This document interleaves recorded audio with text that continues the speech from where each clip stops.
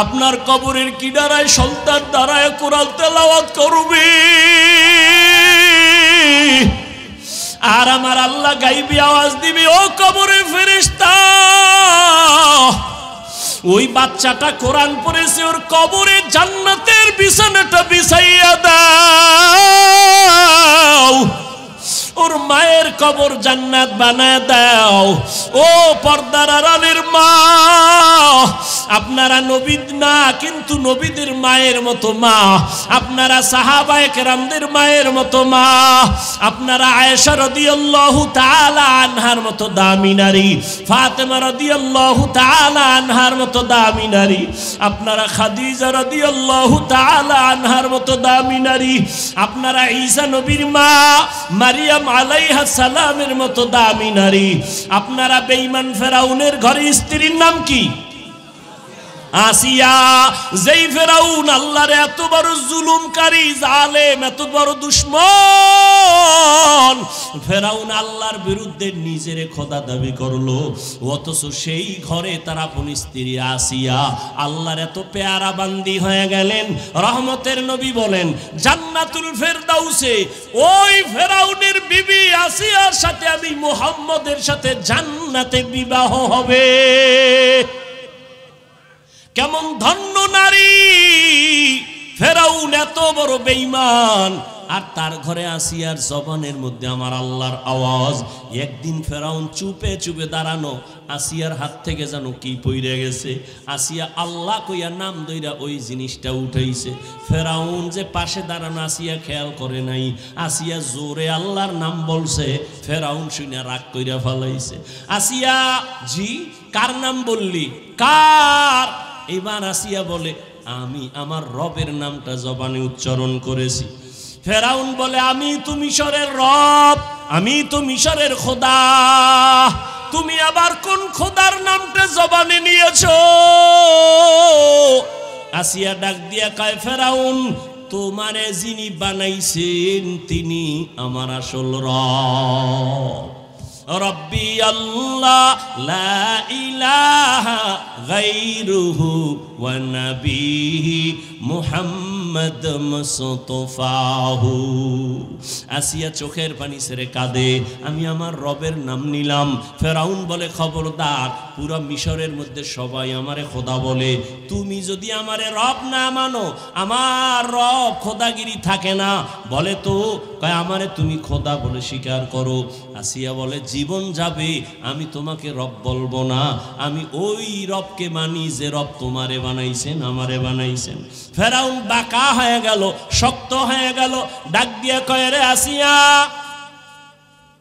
সাবধান, আমাকে রব বলে স্বীকার করতেই হবে। আসিয়া বলে, জীবন যাবে তারপরও তোমার কাছে আমি রব বলে মাথা নত করব না। এবার আসিয়ার উপরে জুলুম শুরু হয়ে গেল, থাকার জায়গা দেয় না, ঘুমের সময় দেয় না, খানা দেয় না। আসিয়া কান্না করে, ও মালিক, এত বড় টাকাওয়ালা পাওয়ারওয়ালা ক্ষমতাধরের ঘরে স্ত্রী হইয়াও আজকে একটু ঘুমানোর ভালো জায়গা পাই না। আজ আমি উপবাস, আমি রাজার রানী হইয়া আমার খানা বন্ধ, একমাত্র আমি তোমাকে রব বলে মেনে নেওয়ার কারণ আজ আমারে ফেরাউন খানা থেকে দূরে রাখলো, আমাকে আরামের বিছানা থেকে দূরে সরাইলো। ও মাওলা, তুমি আমারে দূরে ঠেলে দিও না রে মালিক, তুমি আমার জন্য রাস্তা খুলে দাও। ফেরাউন ঘোষণাই করে ফেললো, আসিয়া যেহেতু আমারে খোদা বলে মানবে না, আসিয়াকে শুলিবিদ্ধ করে ফাঁসি দিয়ে মারতে হবে। আসিয়ার কানে খবর আসলো। আসিয়া বলে, আলহামদুলিল্লাহ, আমার রবের রব বলিয়া যদি আমার ফাঁসি হয় কোনো টেনশন নাই, আমি মরিয়া যাব। ঘোষণা হয়ে গেল মিশরের মধ্যে, ফেরাউনের স্ত্রীর হালাত এই, এখন তার ফাঁসি হবে, ময়দানে শুলিবিদ্ধ করবে, হাজার হাজার মানুষ সেখানে হাজির। এবার আসিয়াকে হাতে পায়ে রশি লাগাইয়া ফাঁসির মঞ্চে নিয়ে যাবে। ইতি টাইমে দেখে মুসা নবী রাস্তা দিয়া হাইটা যায়। আসিয়া ডাক দিয়া কয়, জামানার নবী মুসা, আপনি জানেননি আমার অবস্থাটা কি? বল জানি। বলে আমার এখন ফাঁসি হয়ে যাবে, আপনার থেকে একটু জানতে চাই, আপনি তো রবের সাথে কথা বলেন? বলে হ্যাঁ বলি। বলেন আমার রব আমার উপরে এমন কি ধারণা নিয়ে আসেন? রব আমার উপরে বেজার নাকি খুশি? মুসা নবী ডাক দিয়া কয়, রে আসিয়া, আমার আল্লাহ তোমার উপরে এখন খুশি। আসিয়া এখন চোখের পানি ছেড়ে মোনাজাত দিয়া ফাঁসির মঞ্চে যাবে, এমন সময় দোয়া করে, ক্বালাত রব্বিবনিলি ইনদাকা বাইতান ফিল জান্নাহ। কোরআন শরীফে আল্লাহ বয়ান করে বলেন, আসিয়া ডাক দিয়া কয়, আল্লাহ এত বড় ক্ষমতাওয়ালার ঘরে জায়গা হলো না, আমার জীবনের শেষ বেলা, এখন আমার ফাঁসি হবে, আমাকে ফাঁসির মঞ্চে নিবে, তোমার কাছে আমার আবদার, ওই জান্নাতের মধ্যে তোমার কাছে আমার একটা ঘর বানাইয়া দিও, তোমার পাশে একটা ঘর বানায় দাও। আসিয়া চোখের পানি ছেড়ে দোয়া করিয়া এবার ফাঁসির মঞ্চে যায়, আর আসিয়া মুস্কি মুস্কি হাসতেছে। ফেরাউন বলে, রে আসিয়া, এতক্ষণ তুমি কান্না করলা, এখন তুমি কেন হাসো? আসিয়া ডাক দিয়ে কয়, রে ফেরাউন, তোমার সেই নজর নাই, পাওয়ার নাই, তুমি বুঝবা না। আমি আসিয়াকে তুমি ফাঁসি দাও, আমার বলো আরাম লাগতেছে, কারণ আমি এতদিন কষ্টে ছিলাম, এখন আমার খানা ছিল না, আমাকে ঘুমের জায়গা দাও নাই, আমার উপরে কত অত্যাচার, এখন আমি বিদায় হব, আমার মালিকের মোলাকাতে যাব। আমি যে মাওলার কাছে জান্নাতের দোয়া করেছি, ওই জান্নাতের ছবি আমার চোখের সামনে, আর লক্ষ লক্ষ ফেরেশতা দেখতেছি আসমানে অপেক্ষমান আমার রুহুটা মালিকের দরবারে নেওয়ার জন্য। আমি জান্নাতের ফল খাইয়া আমার তৃপ্তি আমি অর্জন করব। আসিয়া এই জন্য বলে আমি হাসতে হাসতে ফাঁসির মঞ্চে যাইতেছি। ও পর্দার আড়ালের আম্মা জানেরা, আপনার স্বামী তো ফেরাউনের মতো খারাপ না, আপনি কেন নামাজ পড়েন না, কেন পর্দা করেন না, কেন স্বামীর মালগুলো হেফাজত করেন না, আল্লাহর দেওয়া সন্তানগুলো কেন আদর্শওয়ালা বানান না? আপনি সন্তানটাকে ডাক্তার বানাবেন, কোনো বাধা নাই, আপনার সন্তানকে ইঞ্জিনিয়ার বানাবেন, বাধা নাই, আপনার সন্তানকে প্রফেসর বানাবেন, বাধা নাই, তবে আল্লাহর কোরআনটা পড়াইয়া আদবওয়ালা বানাইয়া যান। ডাক্তারি করার ফাঁকে ফাঁকে আপনার সন্তান কোরআন পড়িয়া দোয়া করবে, আপনাকে ভুলবে না, সন্তানের দোয়ার কারণে আপনার কবরে বড় দাম হবে। এরে আম্মা জান, আপনার মতো কত মা এখনো আছে, নামাজ পড়ে, তাহাজ্জুদ পড়ে, স্বামীর মাল হেফাজত করে, মোবাইলে সময় নষ্ট করে না, স্বামীর মালের খেয়ানত করে না, বেপরদায় চলে না। আপনি কেন পারবেন না? ও পর্দার আড়ালের বোনেরা, আপনার মতো কত বোন এখনো লেখাপড়া করে, মোবাইলে চরিত্র নষ্ট করে না রে বোন, নামাজও ছাড়ে না। ও বোনেরা, তোমরা কেন পারবা না? এখনো সময় আছে, তওবা করে নাও। ও যুবক বাবা, তওবা করে নাও। নিজেকে যদি বড় বানাতে চাও হে মুমিন, বড়দের কদমে নিজেকে করে দাও বিলীন। জমিনের মধ্যে কেউ বড় হওয়ার আগে বড়দের কাছে না গিয়া বড় হতে পারে নাই। একজন বড় ডাক্তার হওয়ার পেছনে লেখাপড়া সার্টিফিকেট যথেষ্ট না, একজন অভিজ্ঞ ডাক্তারের পেছনে গিয়া সময় দিয়া বড় হয়েছে।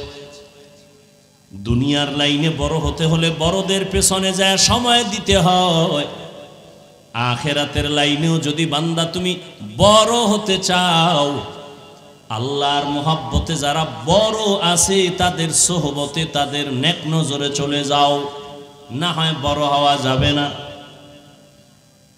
কিয়ামত পর্যন্ত আর নবী আসবেন না, সাহাবায়ে কেরাম আসবেন না, আউলিয়ায়ে কেরাম আসবেন না। জান্নাতের পথে আমরা চলতে চাই, কিন্তু কপাল বড় খারাপ। জান্নাতের পথ নিয়ে টানাটানি, পথ একটা, কিন্তু এখন অনেকগুলো ভেজাল ঢুকে গেছে। কেউ বলে মাজারে সেজদা দাও, এটাই শান্তির পথ। কেউ বলে কবরে সেজদা দাও, পীরের কদমে দাও, এটাই শান্তির পথ।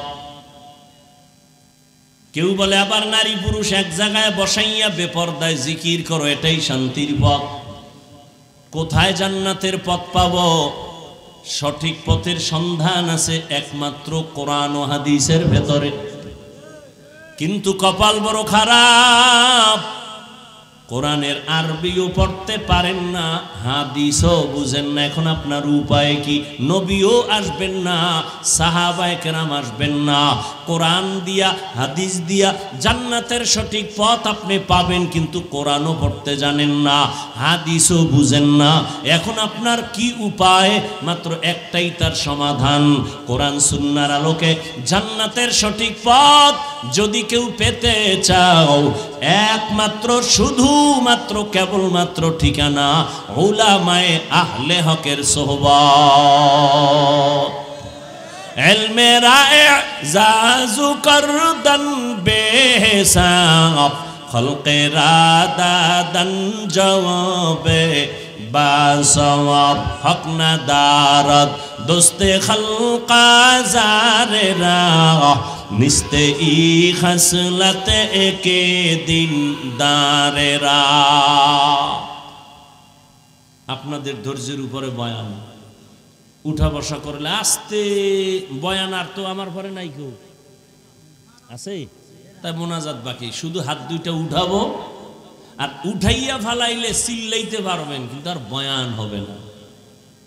এখানে কয়টা কথা হবে, বাজেট আছে সব আল্লাহর পক্ষ থেকে। এজন্যই বলেছিলাম বয়ান বক্তার এলেমে হয় না, আমলে হয় না, শ্রোতাদের কলবের মোহাব্বতের আকর্ষণে বয়ান হয়। যেমন একটা উদাহরণ আমি বিভিন্ন মাহফিলে বলি।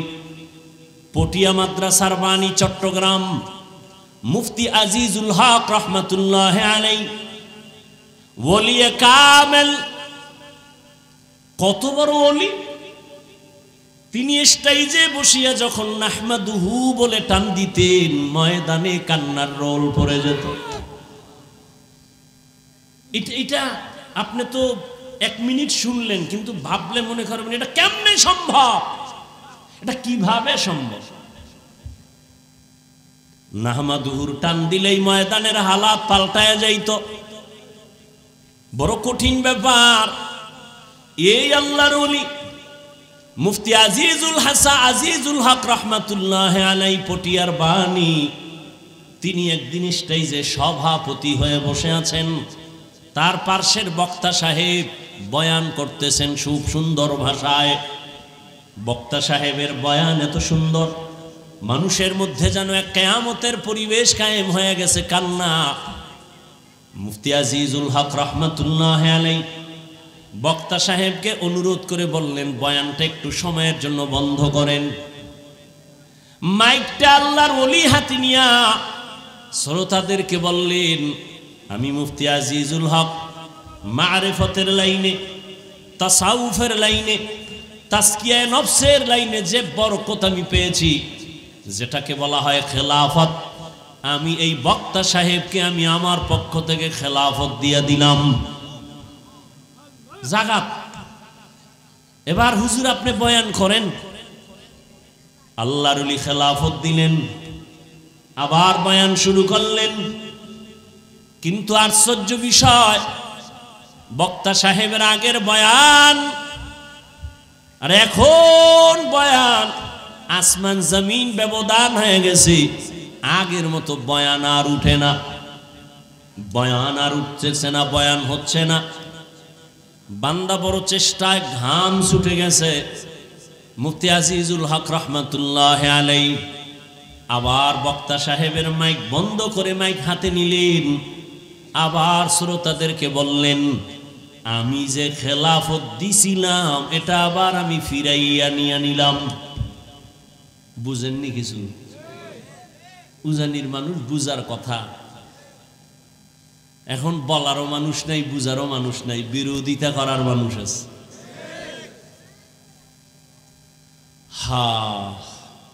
এটি বুঝার মানুষ নাই।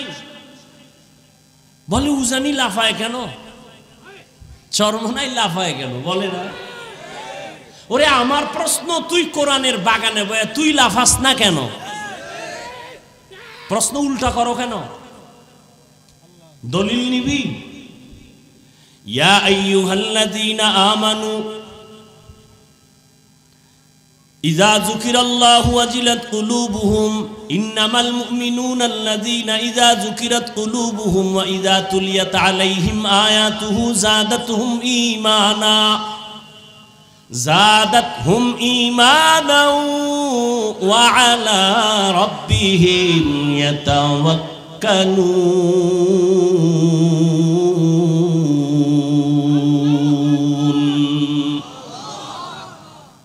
আল্লাহ বলেন মুমিনের পরিচয় নিয়ে নাও এক, ইযা যুকিরাল্লাহ, যখন আল্লাহর জিকির করা হবে তখন তাদের কলবের মধ্যে জালজালা শুরু হয়ে যাবে, কম্পন। আর ইযা তুলিয়াত আলাইহিম আয়াতুহু জাদাতহুম ঈমানা, আল্লাহর কোরআনের আয়াতগুলো যখন পড়বে তাদের ঈমান তাজা হতে শুরু হবে। বড় কঠিন জিনিস রে বাবা। ভূমিকম্প বুঝেননি? ভূমিকম্প হয়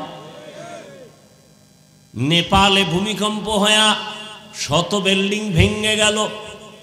জানা থাকলে জবাব দিবেন, না থাকলে চুপ করে শুনবেন কি বলি। ভূমিকম্প যে হয়, এই যে কাঁপে জমিনটা, এটা যেখান থেকে সূত্র হয় এটা মাটির নিচে নাকি উপরে? জানা থাকলে বলেন। ভূমিকম্পটা যে সূত্র যেখানে, এটা কি উপরে না মাটির ভিতরে? মাটির ভেতরে। তো আপনি মনে করেন ভূমিকম্প হয়েছে ভারতের এক বর্ডারে, আসাম, ত্রিপুরা, বাংলাদেশের বিল্ডিং ভাঙ্গে কেন? কথার কথা ভূমিকম্প হয়েছে ঢাকায়, কক্সবাজারের বিল্ডিং ভেঙে চুরমার। কারণ কি? জমিনের নিচে কম্পন হয়, উপরে 100 তলা বিল্ডিং কাঁপে আর ভাঙ্গে কেন? বড় কঠিন।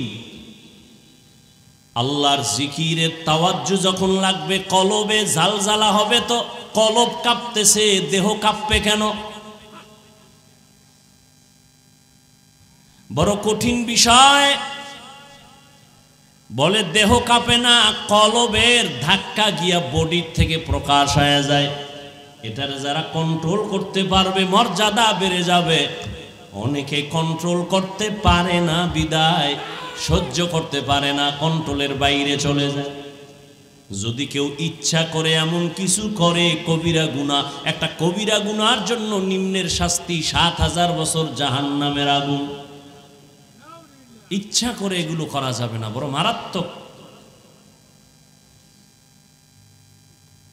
এরে আল্লাহর গোলাম, শ্রোতাদেরকে বললেন আমি যে খেলাফত দিছিলাম এটা নিয়ে নিছি। আপনারা বলতে পারেন, প্রশ্ন করতেছেন হযরত, আপনারা আবার বলতে পারেন, ও আজিজুল হক সাহেব, খেলাফত দিলেন কেন? দেওয়ার পরে আবার নিলেন কেন? নিবেনি যদি দিলেন কেন? এবার শুনেন তার জবাব। মুফতি আজিজুল হক রহমাতুল্লাহ আলাইহি বলছেন, যখন খেলাফতের আগে বয়ানটা চলতেছিল, আমি মনে মনে ধারণা করেছিলাম মনে হয় আল্লাহর রহমতে তার কলবের দরজা খুলে গেছে, আল্লাহর রহমত নাজিল হওয়া শুরু হয়েছে। কিন্তু খেলাফতের পরে আমি যা স্পষ্ট আমার সামনে শারহে সদর হয়ে গেল, এই ময়দানের হালাতে যে কান্না মানুষের পরিবর্তন, এটা তার ব্যক্তিগত কোনো বাহাদুরি না। ময়দানে একজন আল্লাহর ওলি বসে আছেন, ওই আল্লাহওয়ালার নেক নজর এই বক্তার কলবের ভেতরে লাগছে। এই কারণে তার কথার মধ্যে আকর্ষণ শুরু হয়ে গেছে। ইলমে রায়ে জাজু করদন বেহিসাব, খলকে রাদাদন জওয়াবে বাসওয়াব, হক না দারত দুস্তে খলকা জারেরা, নিস্তে ই খসলত একে দিনদারেরা। আল্লাহ নবী বলেন, নিজেকে ছোট মনে করো, আল্লাহ তোমার মর্যাদা বাড়ায় দিবেন। আর আল্লাহ যাকে মর্যাদাবান করেন, সারা দুনিয়া যদি কমাইতে চায় পারে না। ফেরাউন নমরুদ নিজে বড় হইতে চাইল, টিকে নাই।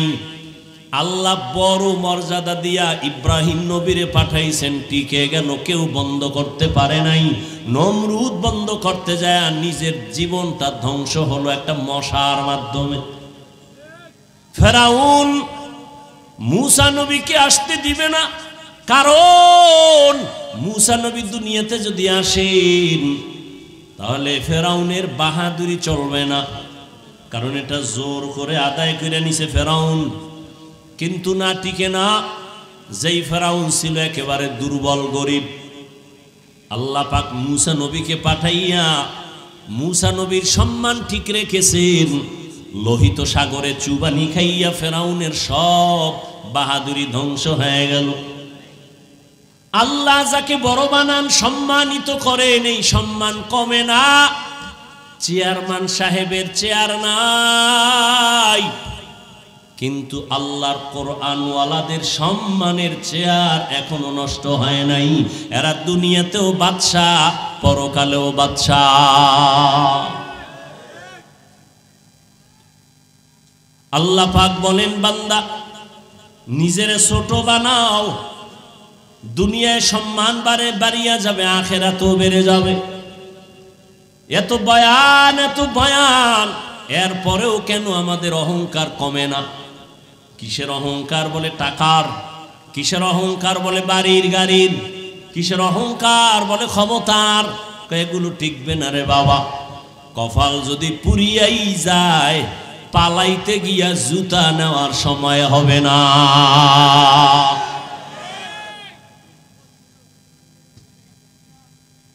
এজন্য আল্লাহ পাক বলেন, বান্দা বয়ান তো কম হয় না। নবীজির বয়ান কত পিওর, যে নবীর জবানে জড়তা নাই, তিক্ততা নাই, মধু মিশ্রিত আওয়াজ, ত্রুটিমুক্ত কথা। সেই বয়ান এত সুন্দরভাবে শুনলো, যেই নবীর চেহারা মোবারক এক নজর তাকাইলে জাহান্নামের আগুন হারাম হয়ে যায়।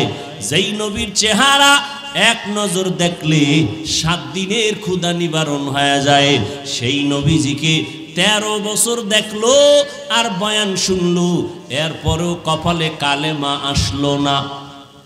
কে জানেননি? কে? আবু জাহাল। 13টা বছর নবীর দেখলো, বয়ান শুনলো, কপালে কালেমা আসে নাই। আর ভিন্ন দিকে 27 বছরের যুবক তরবারি নিয়ে দৌড়ায় আমার নবীকে জবাই করার জন্য। 27 বছরের যুবক তরবারি নিয়ে রহমতের নবীর সামনে মাথা নত করে কালেমাওয়ালা হয়ে গেছে। নাম জানেননি? জোরে বলেন। এর নাম কপাল। 13 বছর বয়ান শুনিয়া কালেমা পড়ে না আবু জাহাল। আর 27 বছরের যুবক তরবারি নিয়ে নবীকে জবাই করতে গিয়া কালেমা পড়ে ফেলল ওমরে ফারুক। এর নাম হলো কপাল। কারণটা কি? এত বয়ান, তাবলীগওয়ালাদের বয়ান, পীর মাশায়েখের বয়ান, উলামায়ে কেরামের বয়ান, জুমার খতিব সাহেবদের বয়ানের পরম আমলনামা শূন্য কেন? এরে যুবক, তুমিও মুসলমান, আমিও মুসলমান। তোমার আল্লাহ আমার আল্লাহ এক নাকি আলাদা? কি? তোমার নবী আমার নবী, তোমার কোরআন আমার কোরআন, তোমার কালেমা আমার কালেমা, তোমার ধর্ম আমার ধর্ম। ভালো করে বুঝো রে বাবা, কুত্তা শুয়ারের আল্লাহ বুঝার মতো মেধা দেন নাই। ভালো মন্দ যাচাই করার জ্ঞান আল্লাহ মানুষকে দিয়েছেন। একটু মাথা খাটাও ও পর্দার আড়ালের আম্মা জানেরা, বোনেরা, ও বৃদ্ধ বাবাজি, একটু ভাবেন। হায়াতের 3 ভাগের 2 ভাগ শেষ। এরে যুবক, ছাত্র জনতার আন্দোলনে কত প্রাণ চলে গেল, করোনায় কত প্রাণ চলে গেল। কয়দিন আর বাঁচবি? যত লাশের খবর দেখি অধিকাংশ যুবকের লাশ আর লাশ। ঘুমের বিছানায় যুবকের লাশ। ঘুমের মধ্যে মরেনি? তুই যদি মরো, আজরাইল যদি রাত্রে আইসা দেখে তোর কানের ভেতরে গানের তার লাগানো। এরে যুবক, 40 বছর পর্যন্ত তোর চেহারা নষ্ট হবে না, কিন্তু মাত্র 25 থেকে 30 বছরের মধ্যে তোর চেহারার দিকে তাকাইলে মায়া লাগে না কেন? তোর চেহারার উজ্জ্বলতা নষ্ট হয়েছে কেন বল? বেয়াদবি মাপ চাই, আল্লাহর হস্তে মাপ চাই, বুঝাবার জন্য বলি। 40 বছর পর্যন্ত চেহারাটা থাকবে উজ্জ্বল, কোনো মেডিসিন লাগবে না, ক্রিম লাগবে না, কিন্তু মাত্র তোমার 25 থেকে 30 বছরের বয়সে চেহারা নষ্ট হলো কেন? সারাটা রাত মোবাইল নিয়ে কবিরা গুনাহ করার কারণে আমার আল্লাহ বেজার, চেহারাটা নষ্ট হয়ে গেছে, নূর আল্লাহ নিয়ে গেছে।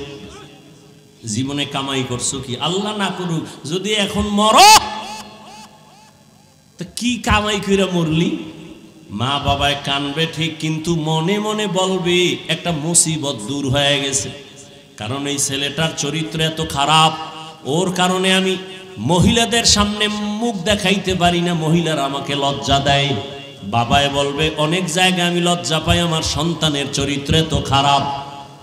এই যুবক, কামাই করলি কি বরদোয়া?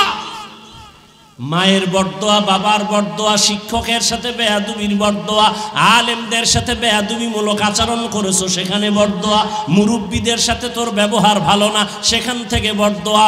এখন যদি তুই মরো, সবাই স্মরণ করবে তুই বড় খারাপ ছিলি, মইরে গেছো ভালো। তোর কপাল কত খারাপ যে তুই এখন মরলে সবাই খুশি, তুই এত খারাপ। শুধু মোবাইলের চরিত্র ধ্বংস করে ফেলেছো। না মা বাবার দোয়া পাইলি, না আলেমদের দোয়া পাইলি, না কোনো মুরব্বীর দোয়া নিতে পারলি। আজকে থেকে অনুরোধ করে বলবো, পায়ে হাত রেখে, জীবনে দোয়া নিতে না পারলেও একটা অনুরোধ, বড় দোয়া নিস না। কোন সময় চাকার তলে মাথা পড়ে যাবে টেরও পাবি না। অন্তত মা বাবার বড় দোয়া নিস না, পায়ে ধরে বলি। শিক্ষকের সাথে বেয়াদবি করে বড় দোয়া নিস না। ওলামায়ে কেরামের বড় দোয়া আগুন, মা বাবার বড় দোয়া আগুন। শিক্ষক, আমার আব্বা আম্মা আমাকে এই চেয়ারে বসাইয়া কথা শিখায় নাই, আমার আব্বা আম্মা কলিজা দিয়া দোয়া করেছেন ঠিক, কিন্তু আমাকে চেয়ারে বসার যোগ্যতা, পেছনে মেহনত করেছেন আমার শিক্ষক। আমাকে শিক্ষক লেখাপড়া শিখাইছেন, দস্তখত শিখাইছেন, কথা বলা শিখাইছেন। বেয়াদবি করিও না, সব জায়গায় চালাকি আর বেয়াদবি চলে না। দোয়া নাও, না পারলে চুপ থাকো, বড় দোয়া নিও না। অনুরোধ, বহু চালাক ধরা খায় গেছে, এই চোখের সামনে দেখেছি, খুব কঠিন হালাত। আল্লাহ হেদায়াত দান করুন।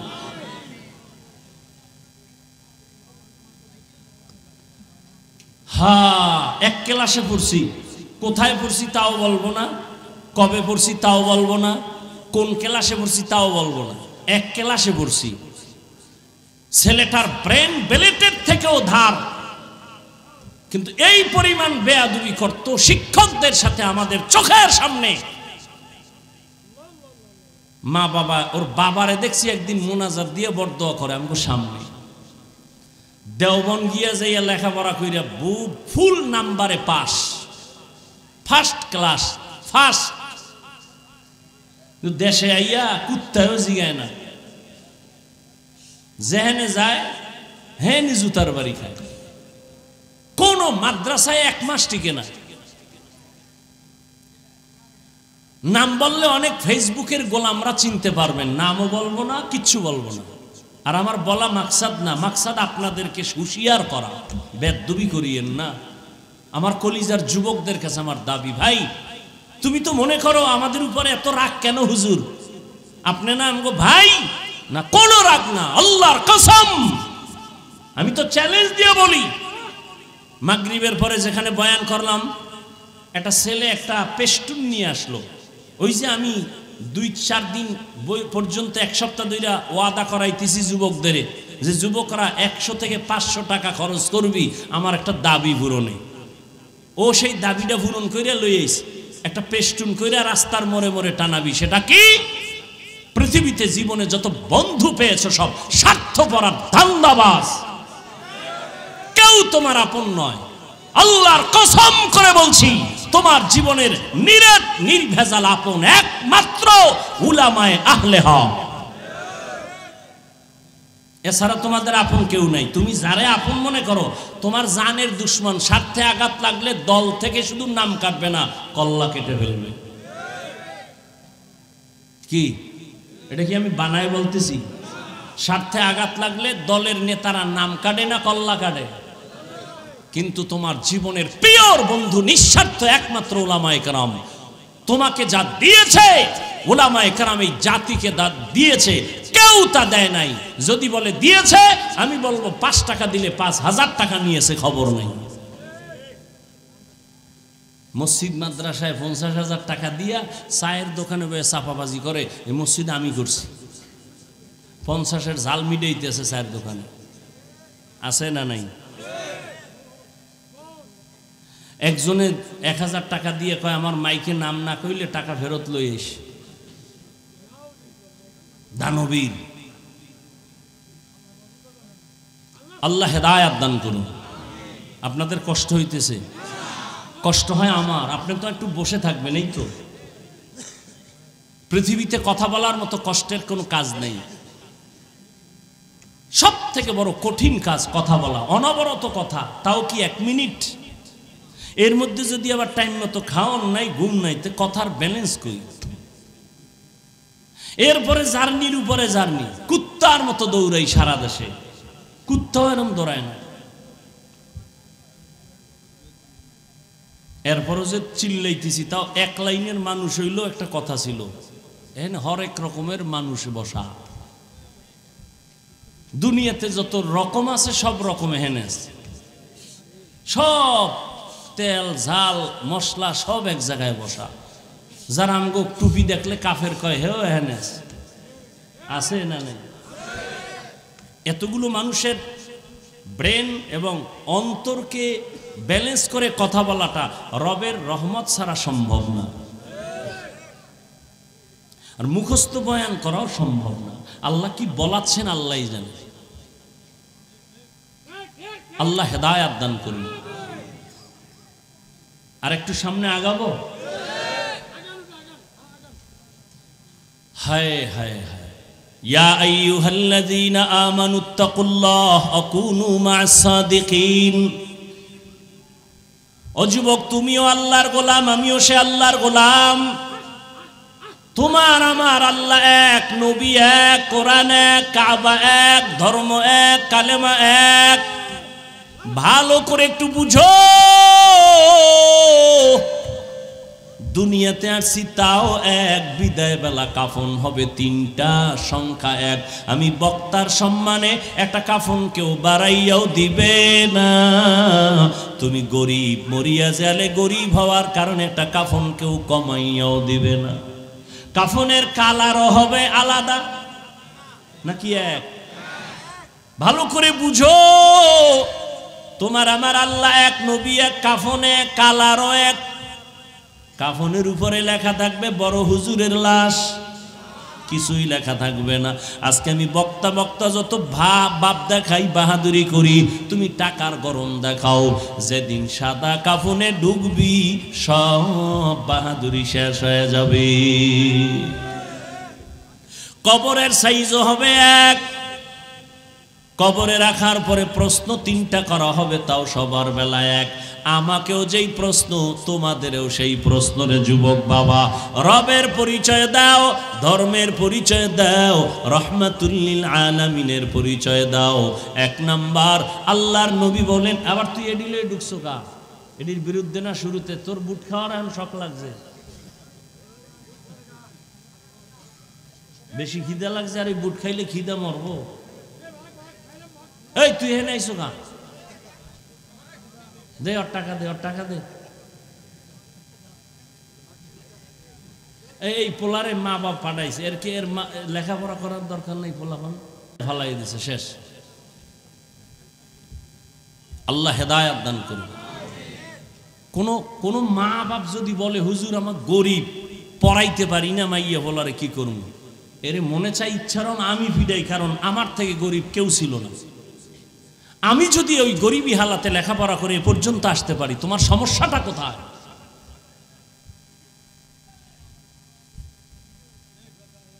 এরপরে যদি কেউ বলে আমি চাই আমার সন্তান কোরআনওয়ালা হোক, আমার সন্তান ইঞ্জিনিয়ার হোক, ডাক্তার হোক, আদর্শ সন্তান হবে, আমি কলেজে পড়াইয়া কিন্তু টাকার কারণে পারি না, আমি তাকে বলবো তুমি পড়ালেখা বন্ধ করিও না, যোগাযোগ করো, আসো, সার্বিক সহযোগিতা যতটুকু সম্ভব করব। টাকার কারণে লেখাপড়া হবে না, এটা হতেই পারে না। সম্মানের চেয়ারে বসার জন্য আল্লাহ দুই পুঁজি দেয়, দুই পুঁজি। অত একটা থাকলে সে চেয়ার পায়, দুইটার একটা থাকলে পায়, না থাকলে পায় না। এক পুঁজি সম্পদ, আর এক পুঁজির নাম ইলম।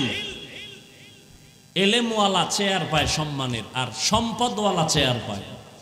হযরত আলী 11 বছরের যুবক রসুলের হাতে হাত লাগায় কালেমা পড়ছেন। কয় বছরে? 11 বছর উপরে, আরো নিচে লেখছেন অনেকে 8 বছরে। এতদিন ছিল চাচাতো ভাই, এখন হলেন সাহাবী, কিছুদিন পরে হবেন জামাতা। সেই আলী 11 বছরের আগেই রসুলের হাতে হাত দিছেন, নবী কলিজা দিয়ে একটা দোয়া করছেন, আনা দারুল হিকমাহ ওয়া আলিয়ুন বাবুহা। আমি মুহাম্মদ ইলম ও হিকমতের ঘর, আর এই ইলমের ঘরের দরওয়াজা হলো আমার আলী। নবী এমন এক দোয়া লাগায় দিছেন, আল্লাহ হযরত আলীর জন্য জ্ঞানের ভান্ডার খুলে দিলেন। হযরত আলী বলেন, মান আল্লামানি হারফান ইনশাআ বাআ ওয়া ইনশাআ আতাকা। আমাকে একটা অক্ষর যিনি শিক্ষা দিছেন তার মর্যাদা আমার কাছে কত জানুনি। চাইলে আমাকে সে গোলাম বানাইয়াও রাখতে পারেন, চাইলে বিক্রি করেও দিতে পারেন, তার মানে প্রতিবাদ করা যাবে না, সে আমার ওস্তাদ। লিকুল্লি শাইইন জিনাতুন ফিল ওয়ারা ওয়া জিনাতুল মারই তামামিল আদাবি আজ খোদা খাহি মে তৌফিক আদব বে আদব মাহরুম গাশত আজ ফজলে রা। এরে আল্লাহর বান্দারা, ও যুবক, হযরত আলী বলেন সম্মানের চেয়ারে বসতে দুই পুঁজির একটা লাগে, ইলম লাগে, না হয় শিক্ষা, টাকা পয়সা লাগে।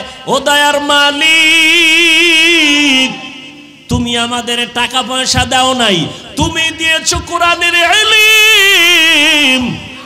আমি আলী শুকর আদায় করি, তুমি আমগো টাকা না দিয়ে তুমি আমগো ইলম দিয়েছো সম্মানের জন্য।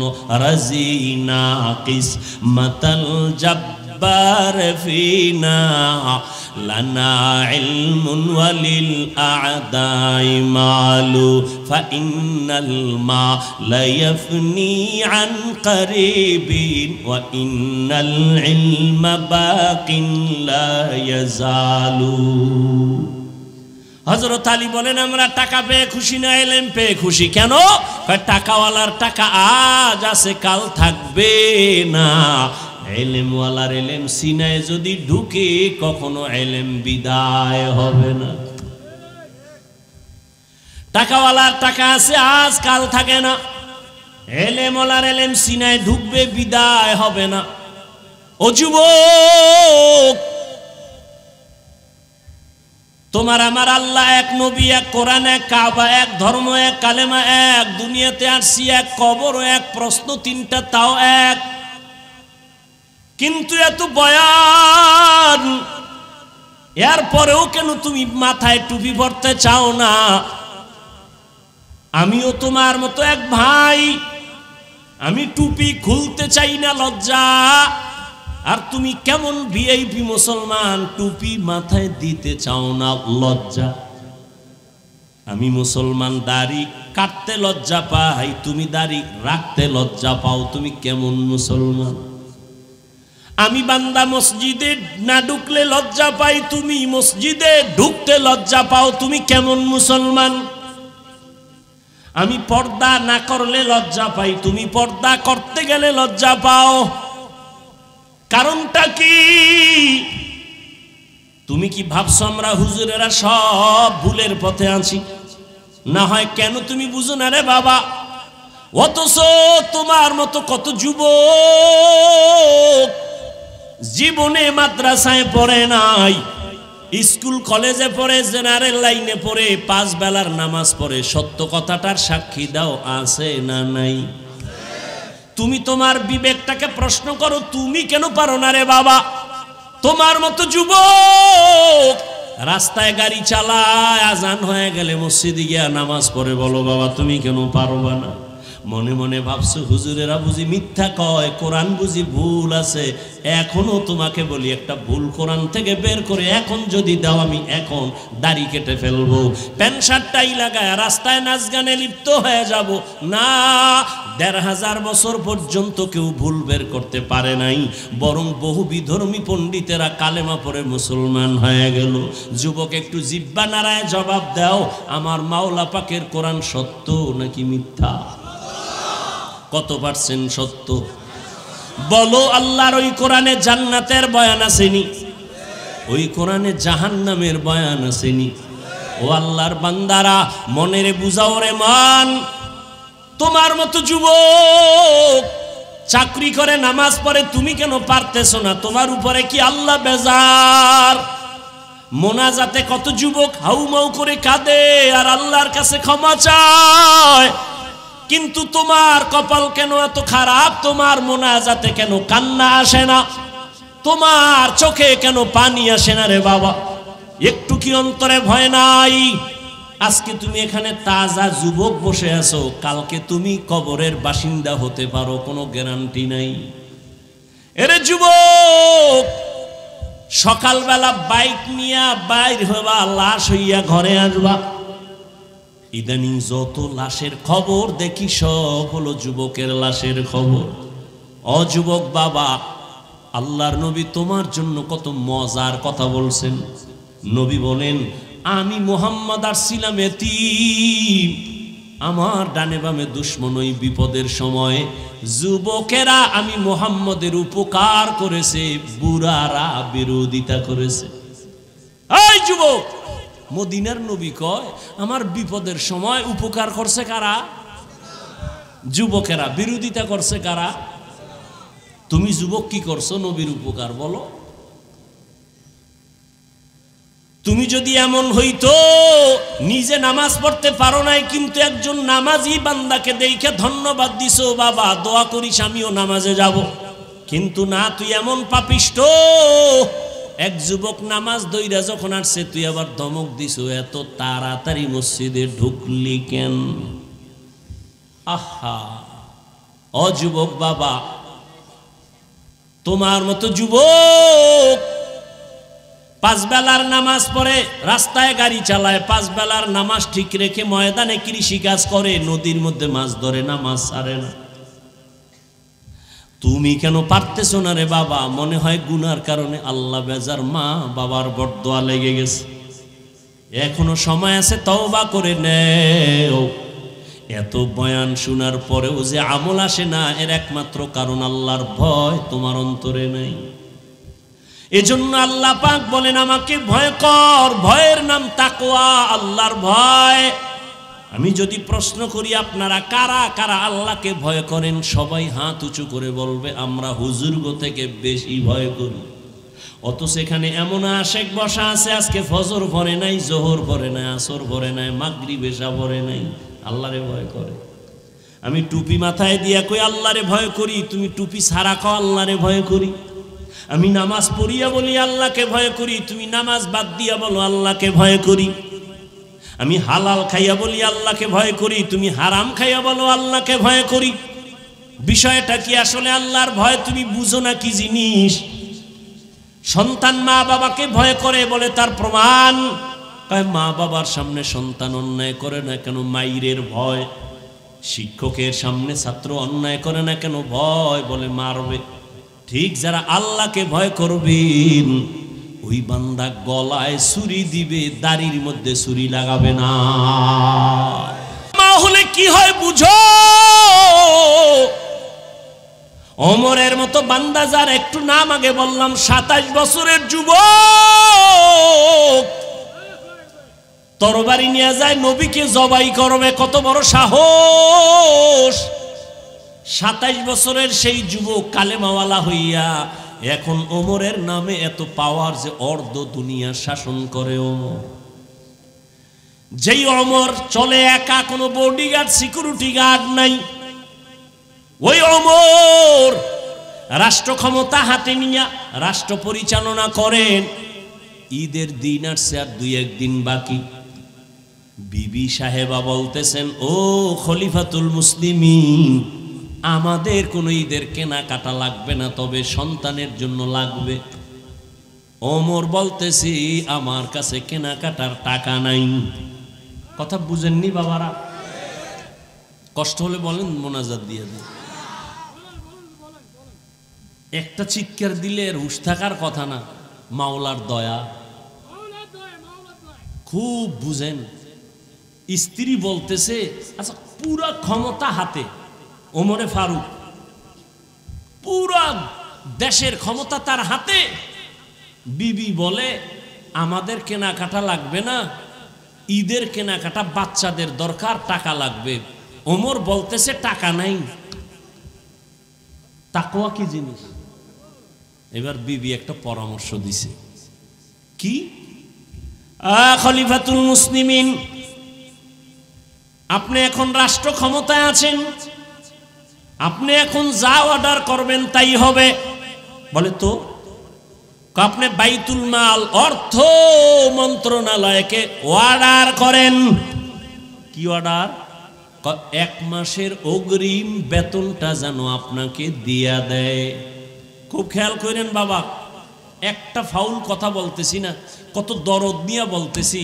দেখিনি একটা আল্লাহর বান্দা যুবক নামাজের মুসাল্লায় দাঁড়ায়, আর কি ভাই, আর কি জীবনের আর কি আছে? খুব খেয়াল করেন, 1 মাসের অগ্রিম বেতনটা যেন আপনাকে দিয়ে দেয়। বাইতুল মালকে অর্ডার করেন, বাই ফোর্স অর্ডার। ওমর রাদিয়াল্লাহু তাআলা চিঠি লিখেছেন, বাইতুল মালের জিম্মাদার আবু ওবায়দা ইবনুল জাররাহ রাদিয়াল্লাহু তাআলা। শুনেন, এই পচা রাজনীতি করনেওয়ালারা, ভালো করে শুনো। চায়ের দোকানে বইয়া লম্বা লম্বা মোষ লাগাইয়া তেল মাইরা মাইরা কও ইসলামে রাজনীতি নাই, কোরআনে রাজনীতি নাই। কান পাইতা শুনিয়া ল, পৃথিবীতে পবিত্র রাজনীতির কিতাব হলো কোরআন শরীফ, আর রাজনীতির শিক্ষক হলো আমার নবী।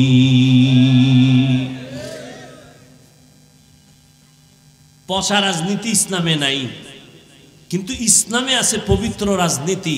যেই রাজনীতি অনুযায়ী দেশ চললে মালিক আর গোলাম এক প্লেটে খাবে, কোনো বৈষম্য থাকবে না।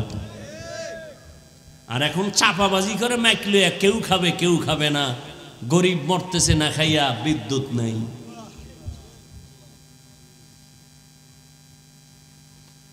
ওমরে ফারুক রাদিয়াল্লাহু তাআলা আনহু চিঠি লিখলেন, আবু ওবায়দা ইবনুল জাররাহর কাছে চিঠি লিখলেন, ও আবু ওবায়দা, 1 মাসের অগ্রিম বেতনটা তুমি আমার বরাবর পৌঁছে দাও। বার্তাবাহক চিঠি নিয়ে চলে গেলেন বাইতুল মালের জিম্মাদার আবু ওবায়দা ইবনুল জাররাহর দরবারে। এবার শুনেন আসল কথা। বসো ওখানে বসো, পরে পরে। কি তোর কি 10 টাকা দিবি? এই কি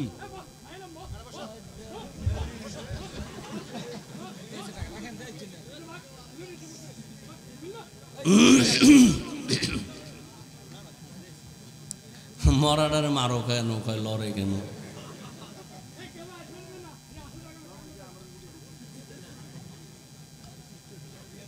ওমরে ফারুক রাদিয়াল্লাহু তাআলা চিঠি যখন পৌঁছায় দিলেন আবু ওবায়দা ইবনুল জাররাহর হাতে, এবার আবু ওবায়দা ইবনুল জাররাহ খলিফা। এই খেয়াল করেন ভাই, ছুটে গেলে শেষ।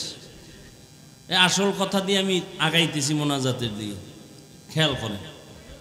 আবু ওবায়দা ইবনুল জাররাহ খলিফাতুল মুসলিমিনের চিঠি খুলে দেখেন, খলিফাতুল মুসলিমিনের সিল সহ চিঠি আসছে, লেখা আছে 1 মাসের অগ্রিম বেতন পাঠায়া দিতে। অগ্রিম।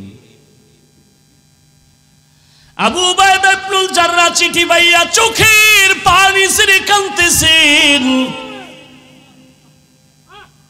চোখের পানি ছেড়ে কাঁদেন আর বলেন, খলিফাতুল মুসলিমিন তিনি আমার অনেক উপরে, অনেক দামি জান্নাতি সাহাবী, আমাকে অর্ডার করছেন, আমি দিতে বাধ্য, কিন্তু না আমি পারতেছি না, আল্লাহর ভয়। কার ভয়? তিনি একটা চিঠি লিখলেন, পাল্টা চিঠি। চিঠির মধ্যে 2টা প্রশ্ন করে দিয়েছেন, খলিফাতুল মুসলিমিন আপনাকে 1 মাসের অগ্রিম টাকা আমি দিব, 2টা প্রশ্নের জবাব দেন। কয়টা প্রশ্ন? 2টা প্রশ্নের জবাব দেন তো অগ্রিম টাকা দিব।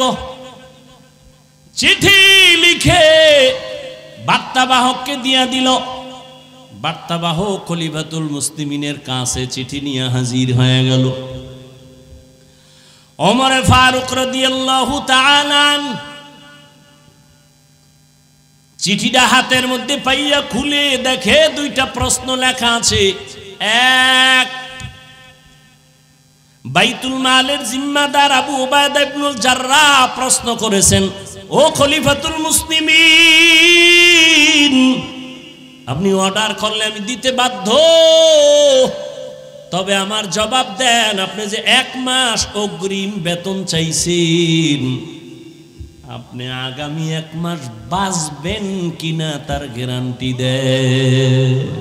हर के दारत खौफे हक दर दिल मदागम जन्नतुल मावा देहद ও রামকা। আল্লাহর ভয় ছাড়া এটা কি সম্ভব? না খাইয়া মানুষ মরে, কোটি কোটি কোটি কোটি টাকা নাই, বাংলাদেশ গরিব, ঋণের বোঝা নিয়ে মানুষ পড়ে আছে। আল্লাহর ভয়। আপনারা যারা ফেসবুক চালান তারা হয়তো দেখে থাকবেন, ব্যাংকের একজন ম্যানেজার কেমনে চিল্লায় কাঁদতেছে, ব্যাংকে টাকা নাই। এই দেখো নাই যুবকেরা, ব্যাংকে টাকা নাই, কান্নার আওয়াজ। এরে যুবক, কেমনে যে বুঝাই, যুবকের ভেতরে যে কি মেডিসিন আমার আল্লাহ দিয়া রাখছেন, বুঝলি না? নিজের হাতে নিজের কপালটাকে ধ্বংস করলি রে বাবা। একটা যুবকের মেধা এত প্রখর, একজন যুবক তার আদর্শ দিয়েই সম্ভব গোটা দুনিয়াটা কন্ট্রোল করা। একটা যুবকের মেধায় সম্ভব। সে মেধা আল্লাহ দিছেন, কপাল খারাপ, নষ্ট করলি 30 বছর হওয়ার আগেই। একটা সময় আসবে রে যুবক বাবা, বিছানায় শুয়ে কাঁদবি, কিন্তু ওই সময় চোখের পানি মুছার কাউকে পাবি না। কাঁদবি, অপেক্ষা কর, অপেক্ষা কর, অল্প দিন পরেই বিছানায় শুয়ে শুয়ে কাঁদবি, চোখের পাওয়ার শেষ এই মোবাইলের কারণে, কানের পার্স নষ্ট, হার্ট বেড়ে ব্যথা, বুকে ব্যথা, মাথা ব্যথা, ব্রেন ব্যথা, এই শুধু মোবাইল মোবাইল। আমার কথা হয়তো তোর বিশ্বাস করতে কষ্ট হয়, বাসায় গিয়ে আজকে একটু গুগলে ঢোক, গুগলে গিয়ে দেখ বড় বড় চিকিৎসা বিজ্ঞানীরা কি থিওরি দিছে, টাচ মোবাইল চালাইলে দেহের কি ক্ষতি হবে, ওখানে সব ডিটেলস লেখা আছে, একটু দেখো বাবা।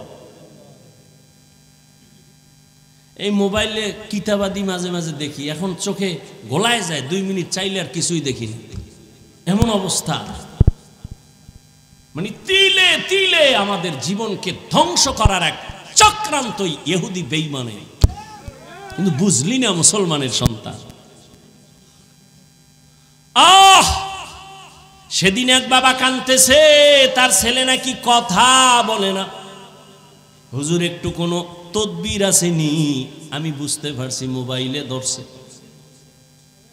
হ্যাঁ, ছেলেটারে মোবাইল দিয়া দিয়া এই হালাত বড় খারাপ, এখন আব্বু বলে ডাকে না, আম্মু বলে ডাকে না, কথাই বলে না।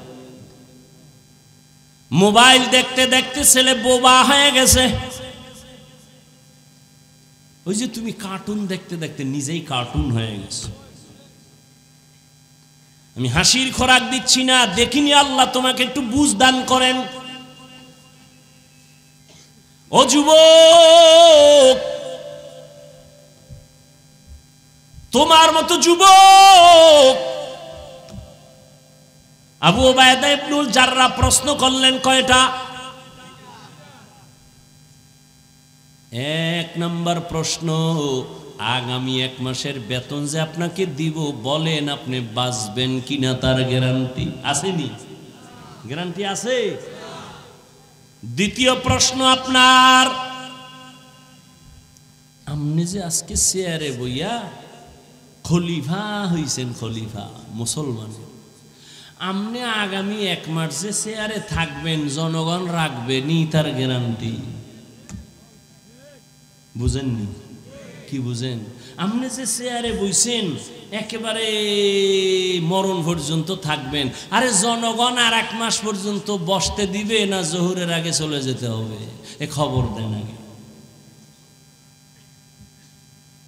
1 মাস চেয়ারের মধ্যে আপনার থাকার মেয়াদ আছে কিনা গ্যারান্টি দেন। না হয় কপাল যদি উল্টায় যায়, জোহরের নামাজের আগেও চেয়ার ছাইরা দৌড়াতে হতে পারে।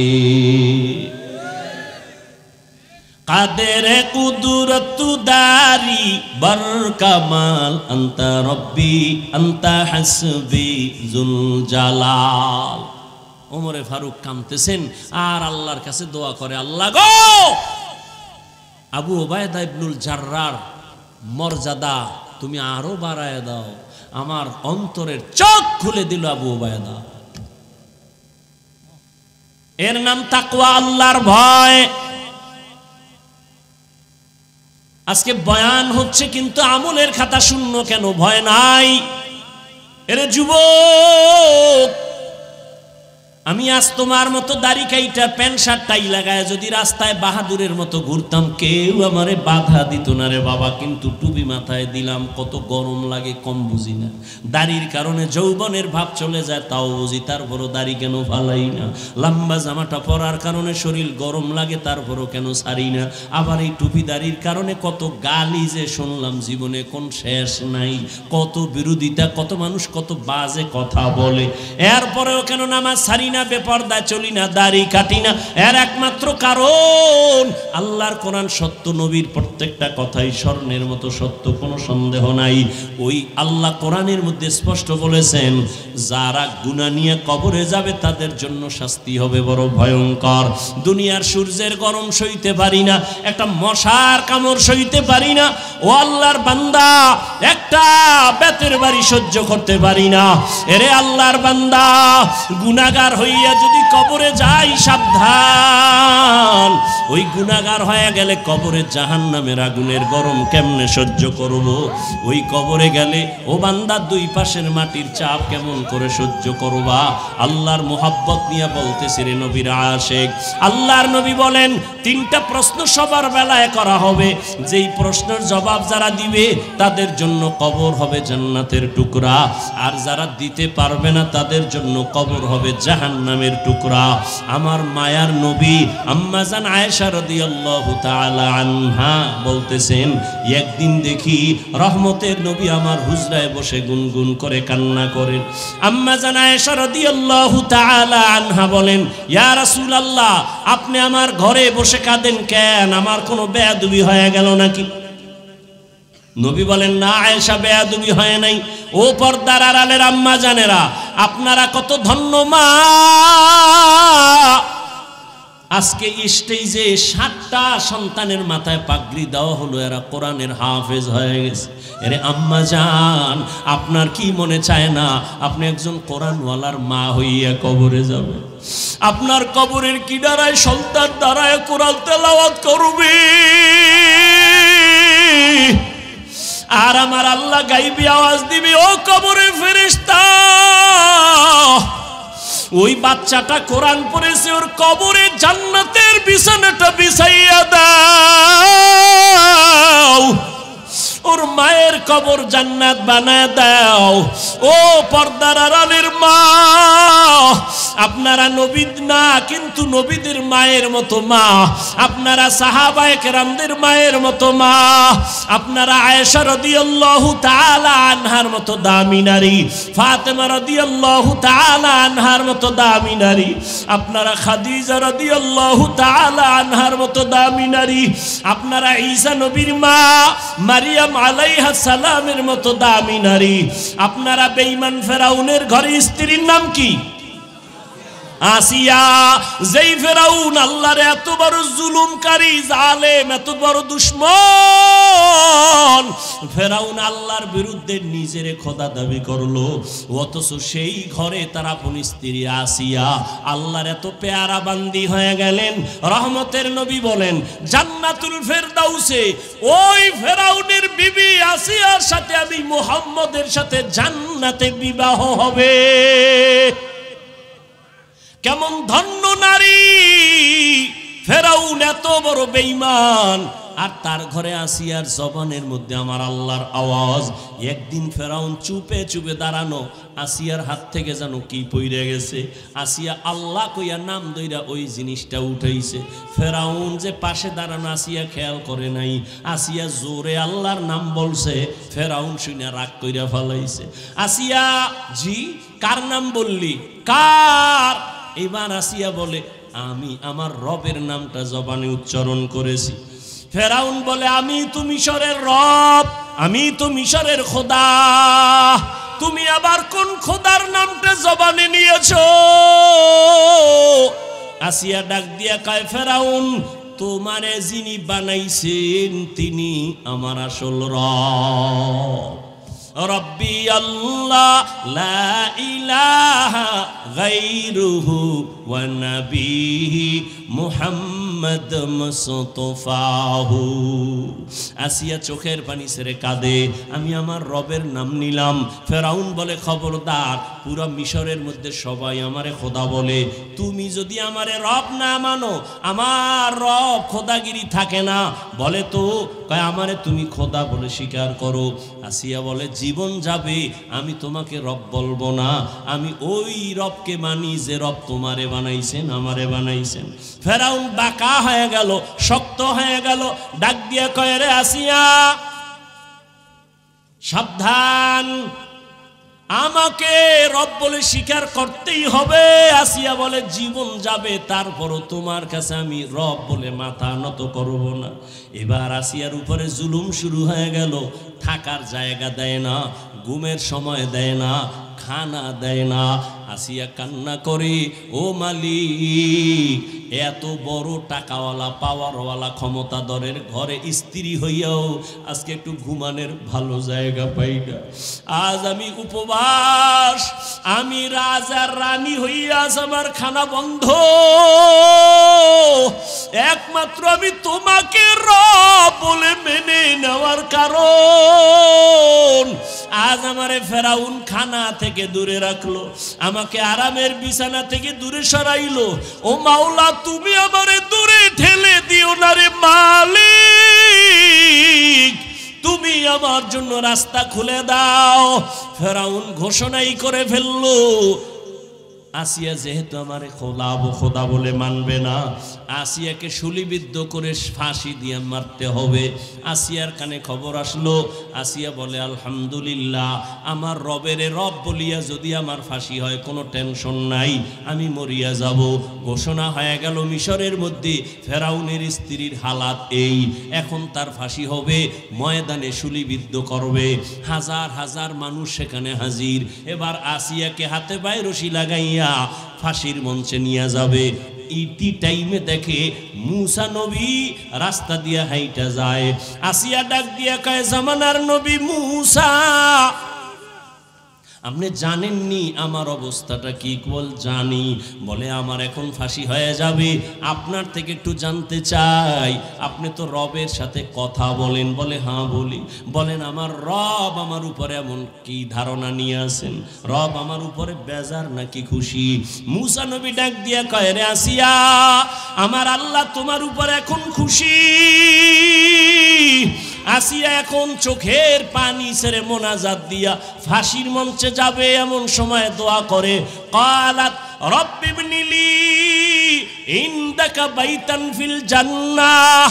কোরআন শরীফে আল্লাহ বয়ান করে বলেন, আসিয়া ডাক দিয়া কয়, আল্লাহ এত বড় ক্ষমতাওয়ালার ঘরে জায়গা হলো না, আমার জীবনের শেষ বেলা, এখন আমার ফাঁসি হবে, আমাকে ফাঁসির মঞ্চে নিবে, তোমার কাছে আমার আবদার, ওই জান্নাতের মধ্যে তোমার কাছে আমার একটা ঘর বানাইয়া দিও,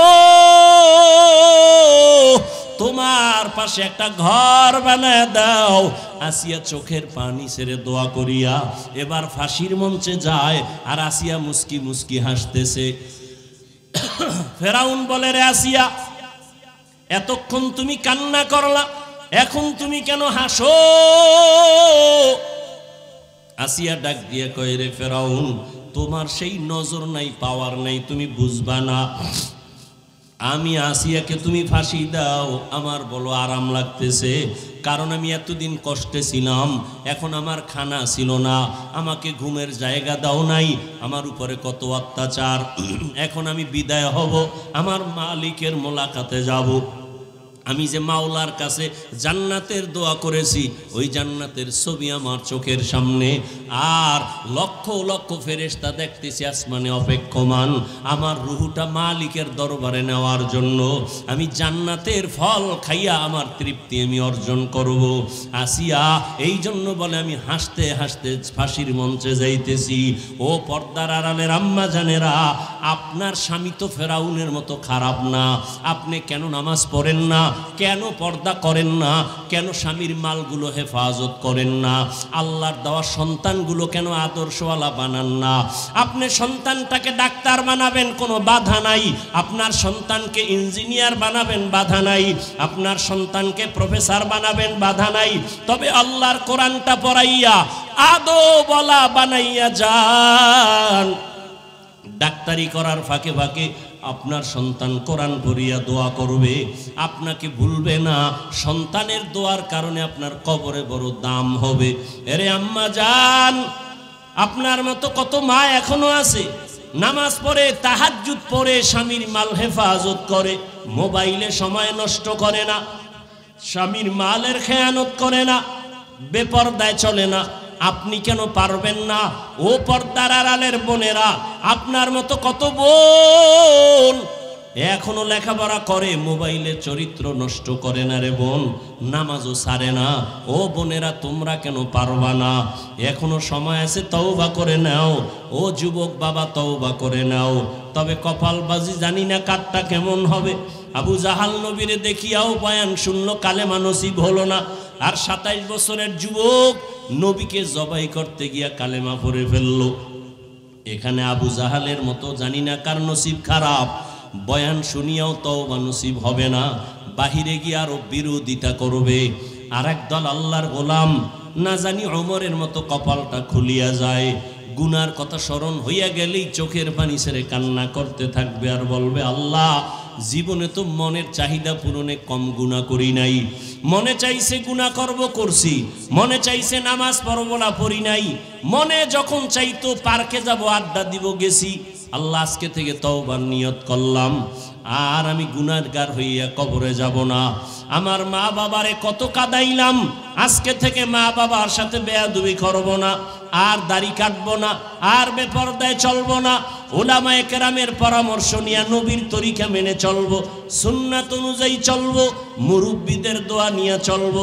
জানি না কার কপাল খুলিয়া যাবে, তবে আমার বিনয়ের দাবি হলো, সবাই মাথা নত করে মাওলাকে ডাক দাও মনে মনে, আর বলো, হে আল্লাহ, জীবনে কত নেমখান আমি আর নাফরমানি করলাম, আমার গুনার খবর আমার মা বাবা আত্মীয় স্বজন কেউ জানে না রে আল্লাহ, তুমি জানো আমি কত বড় গুনাহগার।